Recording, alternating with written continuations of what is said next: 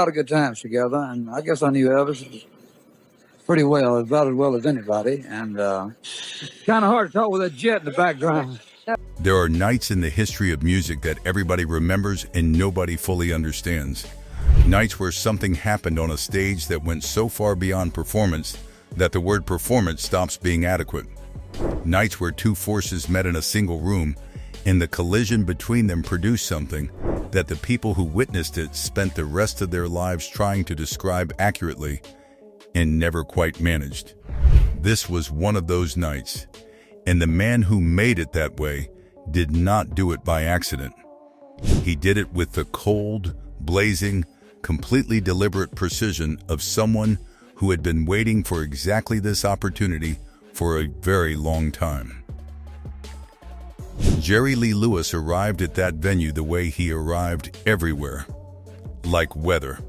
Not like a performer preparing for a show, not like a musician running through his mental set list, but like something atmospheric and ungovernable that happened to have taken human form for the evening. The people who worked with Jerry Lee across his career described this quality consistently and with a kind of exhausted reverence, the sense that being around him before a performance was less like being backstage and more like standing at the edge of something about to ignite. You could feel it before it happened. Everyone in that building felt it. And every single person who felt it understood, on some level that had nothing to do with rational thought, that the night was not going to go the way it had been planned. His nickname was the Killer. And the thing you have to understand about that name is that it was not given to him by a publicist. It was not a marketing decision made in a boardroom by people who understood the commercial value of an intimidating persona. It emerged organically from the people who knew him, musicians, producers, fellow performers who had watched him sit down at a piano and do things to an audience that they could not explain in technical terms but could not stop talking about in human ones. The Killer. Because that is what he did to a room. He killed whatever had existed in it before he started playing and replaced it with something that belonged entirely to him. Now set that against the other man in the building that night. Because this story only works, the humiliation only lands with the full weight of what it actually was, if you understand exactly who Elvis Presley was at this point in his career. And the answer is complicated in a way that the mythology surrounding him has never been particularly honest about. Elvis was extraordinary. Genuinely, historically, unrepeatable, extraordinary. The voice, the presence, the specific quality he carried when he walked into a room that made every other consideration secondary. None of that is in question. But by this point, Elvis was also something else. He was managed, carefully, comprehensively, almost architecturally managed by a machine that had recognized his commercial value early, and it spent considerable energy ensuring that the product remained consistent, controlled, and safe enough to sell to the widest possible audience. Colonel Tom Parker's fingerprints were on everything. The song choices, the image decisions, the careful calibration of exactly how much wildness Elvis was permitted to display before the machine applied its corrections. And Elvis, whether by temperament or by the gradual erosion of his own agency that comes from living inside a management structure that total, had largely accepted this arrangement. He performed within its parameters, brilliantly, magnificently within its parameters, but within them nonetheless. And there is a difference, invisible to most audiences but absolutely visible to another performer, between someone who is giving everything and someone who is giving everything that they are allowed to give. Jerry Lee Lewis saw that difference, had always seen it, and he had a very specific opinion about it that he had never been shy about expressing to anyone who asked and several people who didn't. The set list that night had been constructed with the assumption that Elvis would close. This was standard operating procedure. You build the entire evening toward your headliner. You ensure that the last thing the audience experiences is the thing you most want them to remember, and you structure everything preceding it as a runway leading to that moment. Everyone understood this. Everyone had agreed to it. And Jerry Lee Lewis, sitting backstage with the full knowledge of exactly what his position in the running order meant and exactly what closing the show for Elvis Presley was supposed to look like, made a decision. Not an impulsive one. That is the part that makes this story something other than a simple tale of rock and roll excess. The decision Jerry Lee made that night was not the product of wildness or recklessness or the particular chaos that tended to follow him everywhere he went. It was deliberate, calculated with the specific intelligence of a man who understood stagecraft at a molecular level and who knew with complete clarity exactly what he was about to do and exactly what it was going to mean. He walked out to the piano. He sat down. In the room, already electric with a particular anticipation that Jerry Lee Lewis generated simply by existing in a space, went 1 degree tighter. And then he started to play. And within 30 seconds, everyone in that building understood that something had changed, that the night they had expected to attend had been canceled, and that something else, something raw, more dangerous, and infinitely more honest, had taken its place. Elvis was still backstage, waiting for his moment. It had already been taken. To understand why that night hit Elvis the way it did, you have to go back. Not to the beginning of their careers, but to the specific, charged, almost mythologically loaded moment where both of their stories intersected for the first time, and the dynamic between them was established with a clarity that neither of them ever fully escaped. Because what happened on that stage was not spontaneous combustion between two strangers. It was the culmination of something that had been building for years, a tension so old and so deep that by the time it finally surfaced in public, everyone who knew both men recognized it immediately for exactly what it was. Memphis, 1956. Sun Records, a studio so small and so acoustically imperfect that the greatness produced inside it stands as one of the more remarkable arguments against the idea that conditions need to be ideal for something historic to happen.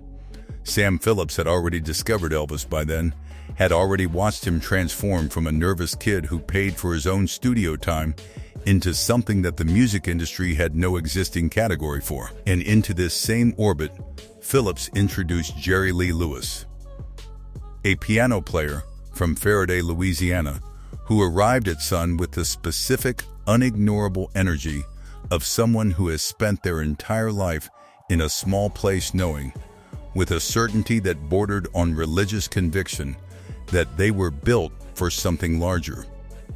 The two men knew of each other before they knew each other. That is the nature of a world that small. Sun Records in those years was not a corporation. It was a room.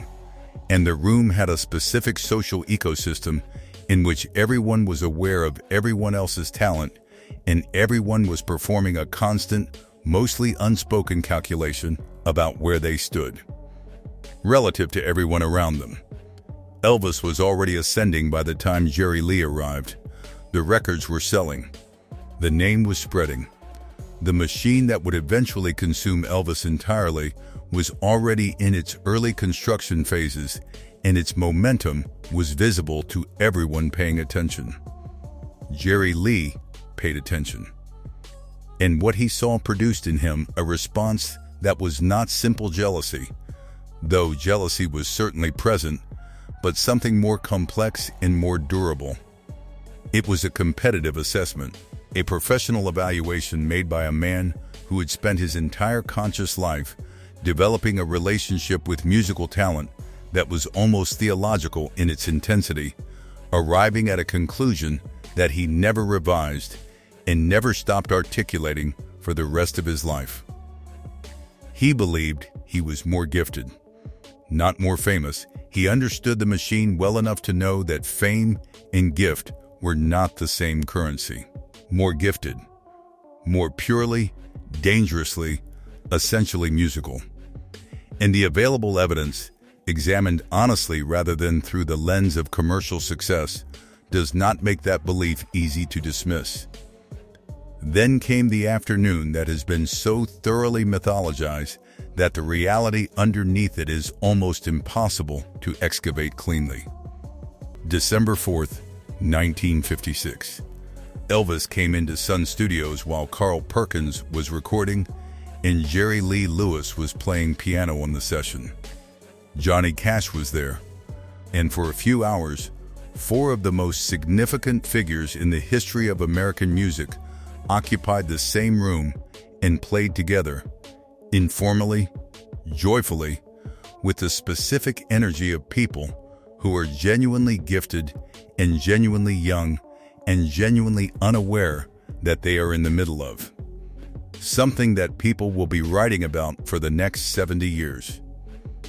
The session was recorded. It was later released as the $1 Million Quartet, and the mythology built around it has always emphasized its celebratory quality. Four legends at the beginning of everything, united by their love of music and their shared roots in the gospel and country traditions that shaped all of them. That version is not false, but it is incomplete, because underneath the joy of that afternoon, the competitive architecture was fully operational. And Jerry Lee Lewis, even in that informal setting, even among three other men of genuine and historic talent, was the one in the room who kept pulling focus, whose playing kept demanding attention, whose presence at the piano kept making it difficult for anyone present to think about anything else. Elvis noticed. Of course he noticed. A man with Elvis's instincts for performance and his acute sensitivity to the energy in any room he occupied could not have missed what Jerry Lee was doing, even if Jerry Lee was doing it with the casual ease of someone who wasn't trying at all, which in itself was the most pointed statement possible. Because trying was visible. The machine behind Elvis required effort, required management, required the constant energy-consuming maintenance of an image that had been constructed with enormous care. Jerry Lee's gift operated without any of that. It was simply there, available and inexhaustible, requiring nothing from him except the willingness to let it move through him. And that effortlessness, that maddening, undeniable, completely unmanaged effortlessness, was the thing that Elvis, for all his greatness, could not replicate. Not because the gift wasn't there, but because the gift had been packaged. And packaging, however beautiful, always costs something. By the time both men found themselves on the same bill years later, none of this history had resolved. It had only compressed, tightened, accumulated the specific pressure of years of parallel careers moving at different velocities in different directions, carrying between them an unfinished conversation that neither had ever been willing to have in words. Jerry Lee had decided to have it in music instead, and he had chosen the most public room available to say everything he had never said out loud. Here is what Jerry Lee Lewis actually did, not the legend of it, not the version that has been smoothed and simplified by decades of retelling into something that fits comfortably inside a rock and roll mythology built to celebrate excess and punish nothing. The actual thing. Because the actual thing, examined in its full sequence and with the full weight of its context, is more devastating than any legend could be. It was not chaos. It was not the reckless overflow of a man who simply could not contain himself. It was surgery, performed in public, without anesthetic, on the most carefully protected image in American music. Jerry Lee walked to that piano with the specific body language of a man who has already decided what is going to happen and is entirely at peace with that decision.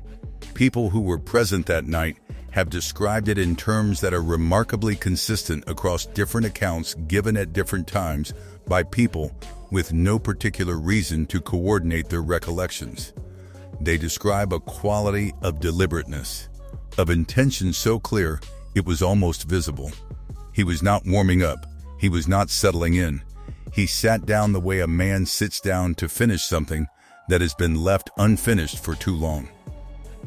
And then the first note hit, and the room changed. What Jerry Lee understood about performance, what he understood at a level so deep it had become instinct rather than technique, was that an audience does not give you their attention. You take it. You reach into the room and you pull it out of them before they have made any conscious decision about whether to offer it, and once you have it, you do not release it until you have done with it exactly what you came to do. He had been doing this since he was a child playing piano in a Pentecostal church in Louisiana, watching the congregation move in understanding, with the clarity that genuine prodigies possess before they have the vocabulary to describe what they know, that music was not something that happened between a performer and an audience. It was something that happened to an audience, whether they were ready or not. He opened with the force of something that had been pressurized for years. The piano did not sound like a piano under his hands. It sounded like an argument, like a confession, like something that had been waiting inside the instrument for exactly this player to come along and release it. He played standing.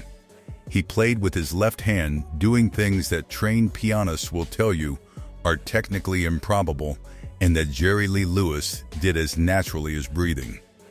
He kicked the bench back at some point, not dramatically, not as a theatrical gesture designed for the people watching, but with the impatient practicality of a man removing an obstacle between himself and what he needed to do. The bench was in the way.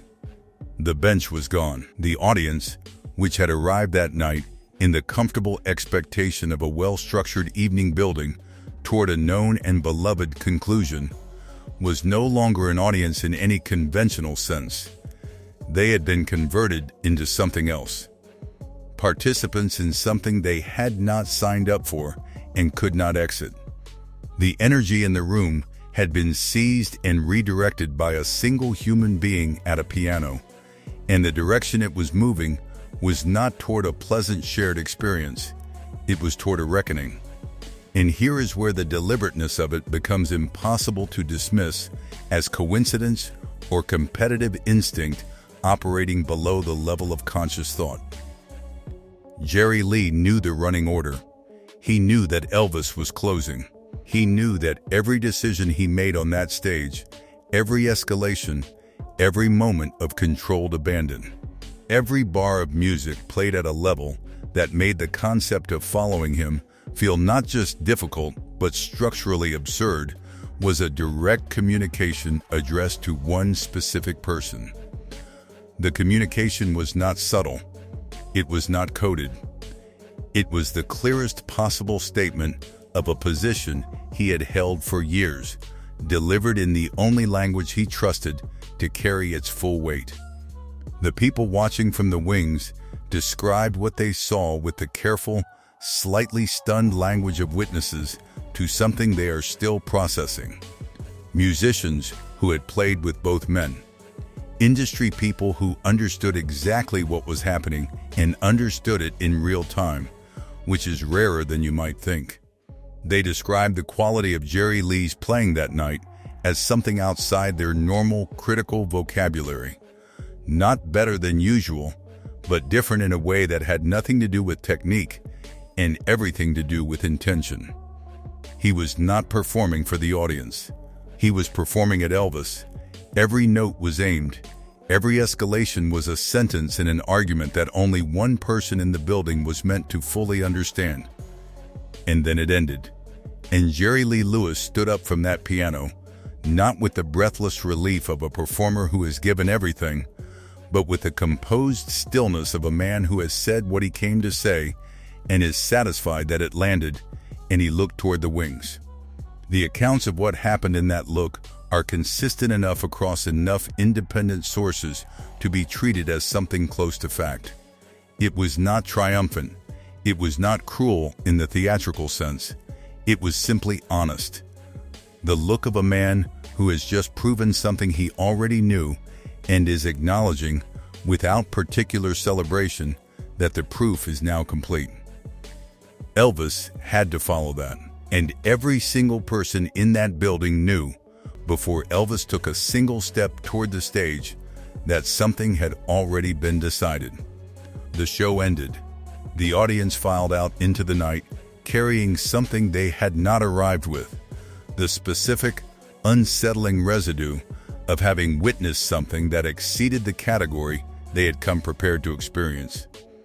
And two men walked off that stage and back into their respective lives, and neither of them was entirely the same person who had walked on. Because that is what genuine collision does. It does not leave the people involved unchanged.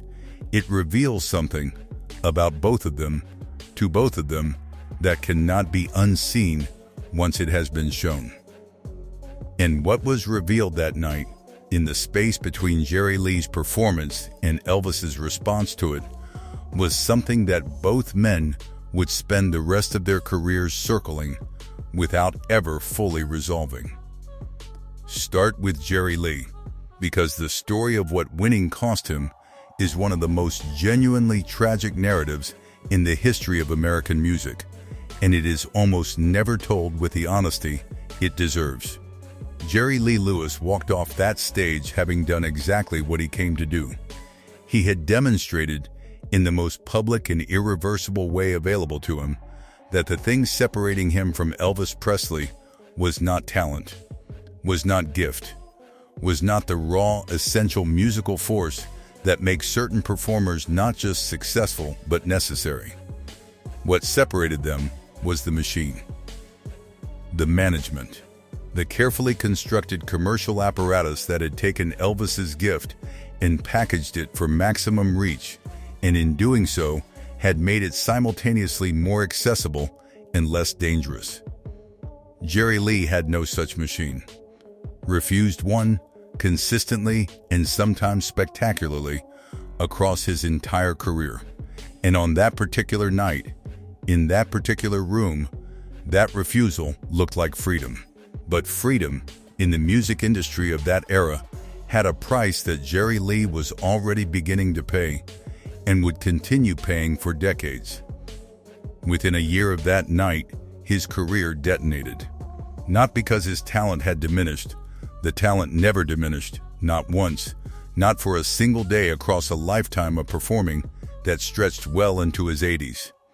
It detonated because the same qualities that made him capable of what he did on that stage, the refusal to moderate, the insistence on total authenticity, the complete absence of the self-protective instinct that keeps most people from walking directly into the fire, also made him constitutionally incapable of navigating the public relations catastrophe that followed his marriage to his 13-year-old cousin.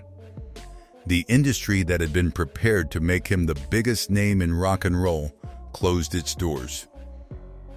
The radio stations stopped playing his records. The machine that might have managed the fallout did not exist because Jerry Lee had never allowed anyone to build one around him. And so the most purely gifted rock and roll pianist who ever lived spent the better part of a decade in commercial exile, playing smaller venues, recording music that fewer and fewer people heard, watching from the outside as the world he had briefly stood at the center of reorganized itself. Without him, he never stopped. He never moderated. He never became more manageable or more careful or more willing to sand down the edges of himself to fit into a space the industry felt comfortable accommodating. Which means that the same authenticity he wielded as a weapon on that stage became, in the longer arc of his career, the thing that kept him perpetually outside the kind of sustained success that his talent warranted. The killer killed the machine before it could be built. And without the machine, even the greatest gift in the room goes only so far. Now turn back to Elvis, because this is where the story demands something uncomfortable, something that the easy narrative of triumph and humiliation does not have room for, but that the honest one cannot avoid. Elvis walked out onto that stage after Jerry Lee Lewis and performed. And by most accounts from people who were present, he performed well. He was Elvis Presley, the voice was there, the presence was there, the specific magnetism that no amount of management or packaging could manufacture or diminish was fully operational. Conversations for no apparent reason, who kept things locked, literally and figuratively, that he never explained to the people closest to him. Looking back now, through the lens of what the declassified file reveals, that silence reads differently. That withdrawal reads differently. Because if Elvis had spent years feeding information about people in his life to federal agencies, if he had watched friendships and careers and livelihoods pass through his hands and into a government pipeline he couldn't fully control or even fully understand, the psychological weight of that would have been extraordinary. Elvis was not a cold man. Every account of him, even the most critical, acknowledges that he was emotionally porous, deeply sensitive, capable of profound warmth and crippling guilt in equal measure. A man like that does not play informant without paying a price for it somewhere deep inside. And by the mid-1970s, the price was written all over him. But here is what the declassified file ultimately forces us to confront. And it is the room had been altered in a way that his performance, however excellent, could not entirely undo. The audience experienced him through the filter of what they had just witnessed. And that filter changed the quality of the light. What Elvis felt in that moment, privately, beneath the professionalism and the performance, is something that nobody can state with certainty. But the people who knew him well, who were close enough to him in that period to read the things he did not say directly, have described something in him after that night that they struggled to name precisely. A kind of inward quality. A thoughtfulness that had a particular flavor to it, not wounded, exactly, not diminished, but aware.